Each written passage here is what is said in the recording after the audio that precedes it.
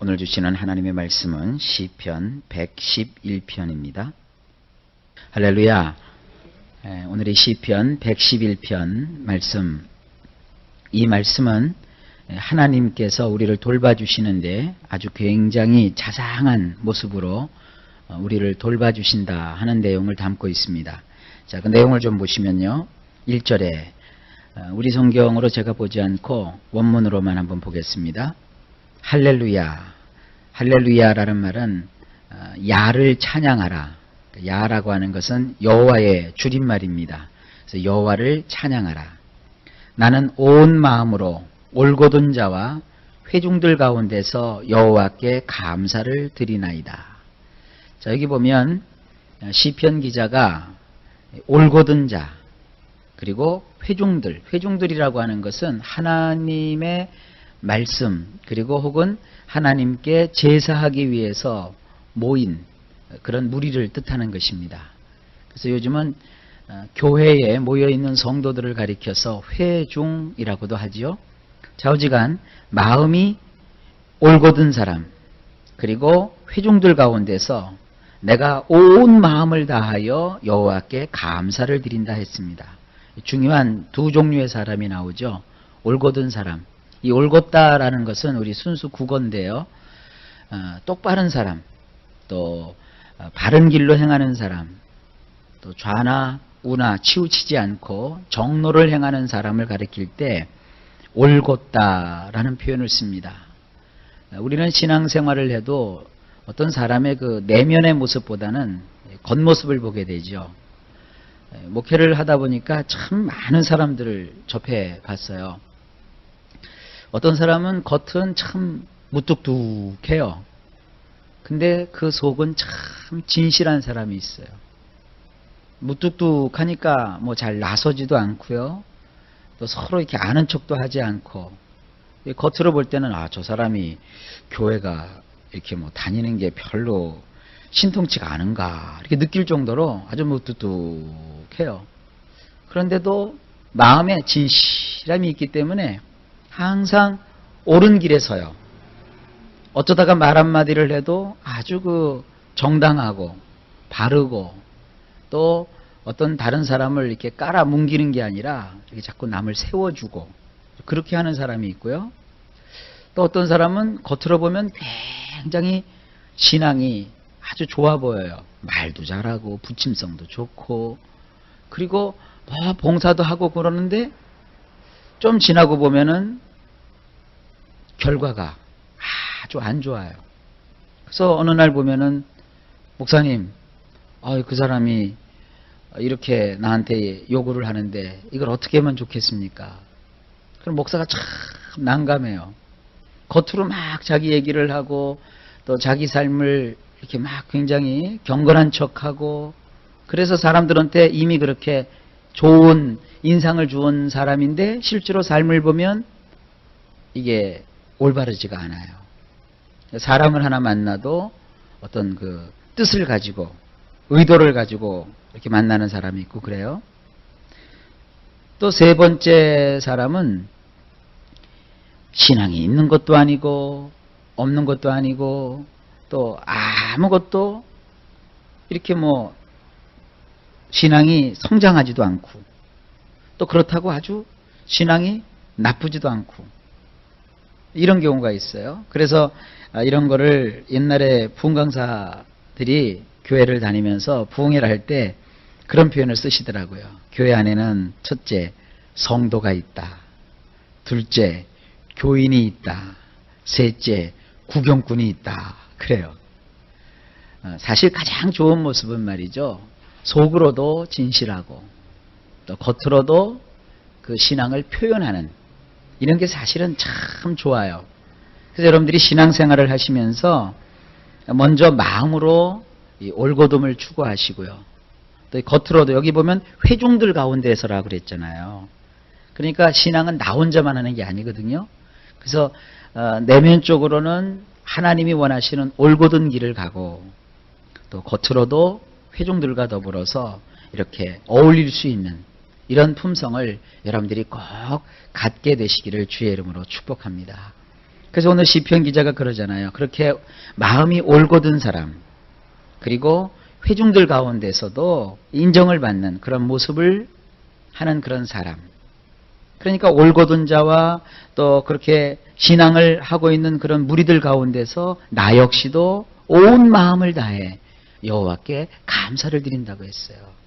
그러니까 교회가 이렇게 하나님 앞에 진실한 신앙을 가지고 있고, 그리고 또 서로가 서로를 신앙으로 격려하고 하는 분위기 속에 있으면 나 역시도 온 마음을 다하여 여호와께 감사하는 그런 신앙생활을 할 수 있습니다. 교회는요, 어떻게 우리가 가꾸어 나가고 꾸려 나가느냐가 참 중요해요. 그래서 교회의 어떠한 그 방향을 잘 잡는 것이 중요합니다. 또 어느 교회를 가보면 말이죠, 교회 안에 막 그 지역 색깔이 있어요. 여러분 왜 우리나라 지역 색깔 갈라지는 거 아시죠? 뭐 저쪽 뭐 호남이다, 저쪽도 뭐 영남이다, 또 뭐 여기 전라도다, 여기 무슨 또 뭐 경상도다, 이렇게 막 그 교회가 갈라지면 교인들이 하나님을 향해서 진심으로 감사할 수가 없습니다. 그러니까 신앙생활하면서 여러분 그런 것들을 마음에 두시면 안 돼요.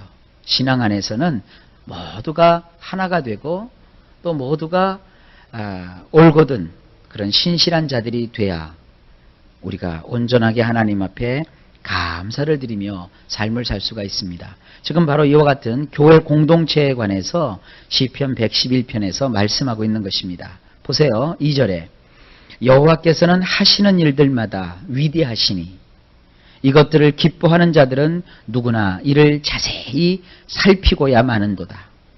하나님께서 하시는 일은 언제나 위대하세요. 뭐 시시하고 째째하고 그러지 않으세요. 하나님은 참 폭을 또 따지면 넓으시고요, 깊이로 따지면 깊으시고요, 높이로 따지면 너무너무 높으시고요, 또 자상함으로 따지면 그렇게 하나님은 자상하실 수가 없어요. 그러니까 이러한 하나님을 어떻게 해요? 기뻐하는 자들은 누구든지 이를 자세히 살피고야 마는도다 그랬어요. 신앙은요, 하나님을 보는 거예요. 신앙은요, 하나님이 하시는 일들을 우리가 집중해서 그 하나님 하시는 일에 우리가 푹 빠지는 거예요. 그러지 않고 여러분의 신앙을 사람에게 이렇게 기준을 맞추면 실망하게 됩니다. 첫째로 어떤 그 같은 신앙 생활을 하면서 평신도들이니까 아무래도 그 평신도들에게 기준을 맞출 때가 많아요. 아우, 내가 그래도 저 집사님 참 훌륭한 것 같아. 근데 좀 지나면 인간은 훌륭하지 않거든요. 이름값을 해요. 이렇게 사람을 의지하잖아요. 그러면 그 사람이 어느 날 보면 인간이기 때문에 인간의 냄새가 나요. 그럼 그것 때문에 괜히 실망을 해요. 그래서 교회에서도 이렇게 신앙생활할 때 물론 여러분 성도들끼리 서로 어울리고 서로 화목하는 것도 좋지만 성도들끼리 이렇게 자꾸 이렇게 어울리고 그러면요, 반드시 문제가 생겨요. 교회는요, 하나님과 함께 하는 것을 한 8가지로 하고요, 사람과 가까이 하는 것을 한 2가지 정도 하세요. 이 사람끼리 서로 좋다고 막 푹 빠지잖아요? 그러면 반드시 실망하게 돼요. 그 다음에 이제 또 2번째로는 같은 성도들 중에서도 장로님이라든지 권사님 정도 되면 또 좀 높잖아요. 평신도들이 볼 때는. 그것도 또 너무 의지하면 안 돼요. 대개 교회에서 장로님이나 권사님 정도 되면 신앙도 신앙이지만 재력도 좀 있단 말이에요. 그러면 삶이 어렵고 그러면 순수한 신앙적인 목적으로 장로님이나 권사님하고 이렇게 가까이 하는 게 아니라, 야, 저 장로님 듣고 보니까 돈이 많은가 봐. 그래서 내가 저 장로님한테 좀 기대야지. 그리고 이제 간다고요. 그러면 그 장로님은 예수님이 아니거든요. 그러면 꼭 거기서 이제 지나고 나면 징징징징징징 대고 목사님 사무실을 두드려요. 목사님, 세상에 장로님 그런 사람이지 몰랐어요. 그래요. 그럼 목사가 해줄 말은 아무것도 없어요. 여러분, 장로님이 돼도 권사님이 돼도 사람이란 말이에요. 그러니까 신앙은 그렇게 사람한테 기대면 안 돼요. 또 한 가지, 목사님도 역시 마찬가지예요. 목사님이 여러분들을 위해서 해줄 수 있는 것은요, 하나님 말씀을 가르쳐주는 일이고 여러분들과 함께 기도해주는 일이거든요. 근데 어떤 사람들은 목사님이 하실 수 있는 일보다도 더 많은 것을 생각을 해요. 그래서 인간적으로 목사님만 막 의지하다가 어느 날 목사님의 삶 속에서 좀 부족한 모습을 보게 되면 또 그걸 또 실망을 해서 막 또 방황을 해요. 여러분, 이건 다 옳지 않습니다. 신앙은요, 오늘 2절에 있는 것처럼 하나님을 봐야 돼요. 하나님이 얼마나 위대하신가, 하나님이 얼마나 놀라우신가, 여러분 그것에 집중하셔서 그걸 기뻐하셔야 돼요. 그래야 신앙에 문제가 없습니다. 제가 늘 드리는 얘기입니다만 사람은 사랑해야 될 대상이죠. 믿어야 되는 대상이 아니에요. 그러니까 아무도 믿지 마세요. 하나님 외에는 아무도 믿지 마세요. 이렇게 지금 설교를 하고 있는 목사 자신도 여러분들 이렇게 적당히 목사님을 신뢰해야지 너무 목사님만 바라보고 신앙생활하지 마세요. 그러면 여러분이 실망을 해요. 아주 중요한 인생의 교훈입니다. 하나님께만 집중하세요. 그래서 하나님을 바라보면 모든 게 다 이해가 되고 기도가 되고 용서가 되는 거예요. 그래서 3절에 이렇게 말하고 있어요. 그분이 하시는 일들은 화려하며 영화롭고 그분은 영원토록 오르시도다. 그래요. 하나님 한 분만 화려하세요. 하나님 한 분만 영화로우세요. 하나님 한 분만 오르세요. 그러니까 신앙생활은요, 교회 나와서 하나님의 그 화려하심, 그 영화로우심, 그 거룩하심, 그 영원토록 오르심을 여러분들이 만끽해야 되는 거예요. 4절에 그분이 보여주신 놀라운 일들을 기억해야 할 것은 여호와는 은혜로우시며 깊은 애정을 가지고 계시기 때문이니라. 여러분, 신앙생활 하다 보면 하나님께 잠시도 눈을 뗄 수가 없어요. 왜냐하면 하나님이 보여주시는 그 놀라운 일들이 많다고요. 그걸 우리가 기억하는 거예요. 그리고 하나님은요, 은혜로우세요. 그리고 깊은 애정을 가지고 계세요. 그러니까 우리 신앙은 하나님과 이렇게 사귀고 하나님과 교제하고 하나님을 만나고 하나님을 느끼고 체험하는 거예요. 5절에 그분은 그분을 두려워하는 자들에게 먹을 양식을 주시며 그분은 영원토록 그 언약을 기억하시는도다. 먹는 것도요, 하나님이 주시는 거예요. 먹는 것도 하나님이 주시는 거예요. 그리고 영원토록 하나님은 그 하신 말씀을 기억하세요. 언약을 기억하세요. 사람과 약속을 해놔도 그거 믿으면 안 돼요. 가끔 이런 경우가 있습니다. 아이고, 목사님, 누가요 나한테 뭘 주기로 약속을 했대요. 그런 사람들 보면 늘 뒤따르는 게 뭔지 아세요? 슬픔이에요. 여러분, 어떻게 사람이 약속을 믿어요? 약속은요, 약속이 이루어져야 되는 거예요. 누가 뭘 도와주기로 했대요. 도와줘야 도와주는 거지요. 절대 그러면 안 돼요. 목사님들도 마찬가지예요. 성도들이 막 어렵고 힘들 때는요, 약속들을 얼마나 많이 하는지 몰라요. 목사님, 이거 해결되면요, 내가 교회 하나 줘드릴게요. 이거 해결되면요, 내가 땅 하나 사드릴게요. 그럼 이제 초짜 목사님들 그걸 믿어요 또. 그리고 그래요. 저는 뭐냐면 해야 되는 거지. 그렇죠? 교회를 줘야 그때 되는 거지. 그래서 저는요, 어떻게 보면은 하나님 앞에서 목회를 하면서 마음속에 사람이 무슨 얘기를 해도요, 저는 절대로 그가 그 행동을 하기까지는요, 제가 기대도 안 해요. 그러나 단지 기도해줘요. 하나님, 그를 도와주세요. 그가 참 그런 열정을 가지고 하나님 앞에 섰는데 그거를 하나님께서 도와주세요. 그래서 정말 이루어지면 좋잖아요. 그래서 실제로 또 그렇게 하시는 분들도 계시고요. 그러나 아무리 그런다 할지라도 이 성경 말씀대로 약속을 하시고 그 약속을 온전히 기억하셔서 약속을 이루시는 것은 하나님 한 분밖에 없습니다. 사람의 말을 여러분 붙잡지 마시고 성경 말씀을 붙잡으세요. 그러면 돼요. 하나님은 이 말씀대로 우리에게 이루어 주시는 거예요. 아직 그 교회의 성도들을 보게 되면 신앙연조들이 없잖아요. 그저 어부지리로 또 억지로 억지 춘향식으로 이제 교회에 이렇게 막 나오는 분들이 계시단 말이에요. 근데 이 교회에 와 보면 말이에요, 이 하나님 말씀에 이렇게 집중을 해서 주님의 말씀이 뭐를 나에게 주시는가, 여기에 집중해야 되는데 여기는 사람들이 관심을 별로 안 가져요. 그냥 교회 와서 앉아있고 딴청 부리다가 또 이렇게 뭐 교회에서 밥 해먹고 서로 또 이렇게 좀 얘기하고 그러다 보면 신앙이 하나도 안 커요.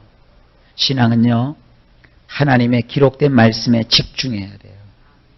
그리고 강단에서 목사님께서 주시는 그 하나님의 말씀을 귀 기울여 종긋이 들어야 돼요. 이런 분위기가 돼야 여러분 삶 속에 하나님 주시는 축복을 경험할 수가 있습니다. 6절입니다. 그분은 그분의 백성에게 그분이 얼마나 능력으로 일하시는 분이신 것을 알려주시는도다. 그들에게 민족들을 소유로 주시는도다. 이게 뭐냐면 하나님은 먼저 얼마나 위대하고 크신가 하는 것을 알려주신다고요. 그게 뭐예요? 설교예요. 그게 성경 공부예요. 그러면 어떤 일이 벌어지느냐? 말씀을 통해서 하나님의 능력을 깨닫게 되면 하나님은 민족들을 소유로 주신대요. 교회 와서 말씀의 은혜가 되고 말씀을 막 사모하게 되면 복을 받아요. 근데 설교 시간만 되면 졸아요. 설교 시간만 되면 딴청을 피워요. 사실 마리아와 마르다가 있었잖아요.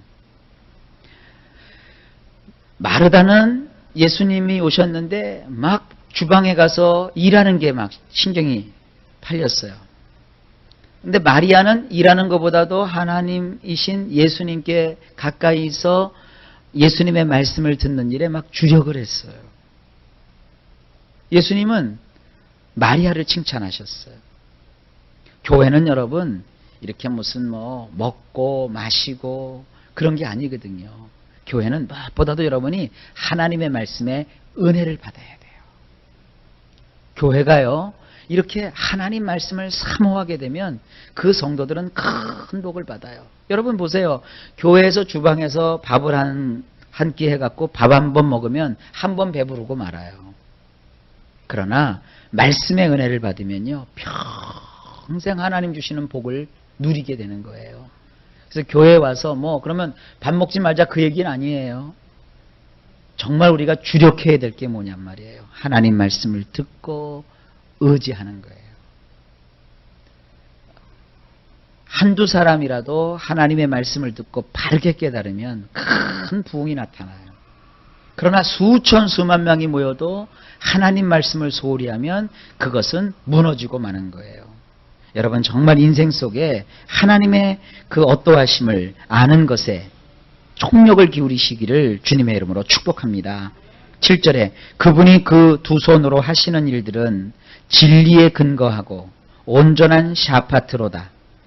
그분의 법도는 모두 확고부동하도다. 하나님이 하시는 일은요, 다 진리의 말씀에 근거해요. 하나님은요, 성경에 없는 것은 절대 하지 않으세요. 성경대로 하세요. 그리고 하나님은요, 온전한 샤파트를 이루세요. 샤파트라는 말 기억하시죠? 사법, 입법, 행정, 이 3부처가 공정하게 그 나라를 다스리는 행위를 샤파트라고 했죠. 하나님은요, 말씀에 근거하고 아주 온전하게 우리를 다스려 주시는 분이세요. 그리고 그분이 성경에 정해놓으신 법도는 확고부동하세요. 그러니까 우리가 주의 말씀을 붙잡아야죠. 8절에 누구든 영원토록 의지할 것이며 누구든 진리와 올곧게 행하여야 하느니라. 그러므로 이 말씀을 우리가 의지해야 되고요. 그리고 그 진리를 붙들고 올곧게 행동해야 되는 거예요. 이게 신앙이에요.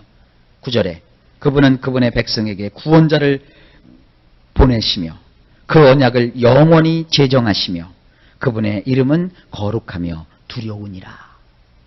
이 하나님이 누구신가 하는 것을 여기서 소개하고 있습니다. 그러면서 10절에 가장 기초가 되는 지혜는 여호와를 두려워하는 것이니라.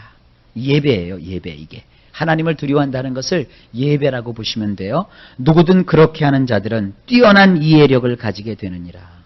여러분 예배에 주력하면요, 뛰어난 이해력을 가지게 돼요. 그분을 찬송하는 자는 영원토록 서게 되느니라. 예, 이게 얼마나 놀라운 축복입니까? 보세요. 가장 기초가 되는 가장 중요한 지혜가 뭐냐? 여호와를 예배하는 거예요. 그렇게 여호와를 예배하면은요, 뛰어난 이해력을 가지게 돼요. 대개 이제 교회를 이렇게 보면요, 초신자 때는 열심히 말씀을 듣다가 이제 성도들이 조금 신앙이 높아지면요, 예배 시간을 이렇게 소홀히 하는 사람들이 종종 생겨요. 그래서 예배 시간에 뭐 안내한다 이러고, 사실은 예배가 시작 딱 되면 교회 안내할 필요도 없어요. 안내원들을 다 들어와야 돼요. 옛날 같으면은요, 예배 시간 딱 시작되면요, 교회 문을 잠가버렸어요, 옛날에는요. 근데 무슨 우리 같이 이런 조그만 교회에서 예배문 잠가버리면 다 왔다 가지요. 그러나 실제로 예배 시간에 주력하는 게 그거예요. 그리고 또 어떤 애기 엄마들은 교회 와서 애기 본다고 들락달락해요. 교회는 나왔지만 그런 의미가 없어요. 예배를 드려야 돼요. 그래서 아직 교회 규모가 작을 때는 애기 엄마들에 대한 배려를 교회에서 미처 하지 못하기 때문에 미안한데, 자주간 교회는 나와서 예배 시간에 참석해서 말씀을 들어야 돼요. 교회가 또 정기적으로 교회에서 식사를 하게 되면 보통 교회에서 1부 예배, 2부 예배를 드린단 말이에요.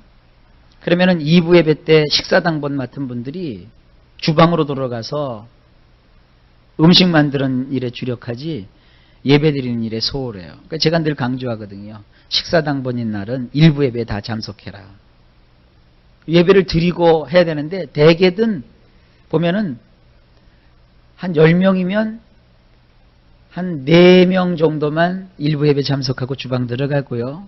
나머지 6명은 1부 예배 참석 안 하고 주방 가서 열심히 일을 해요. 그러면요, 예배 안 드린 거예요. 열심히 일만 하고 끝난 거예요. 무슨 소예요, 일만 하다 가게?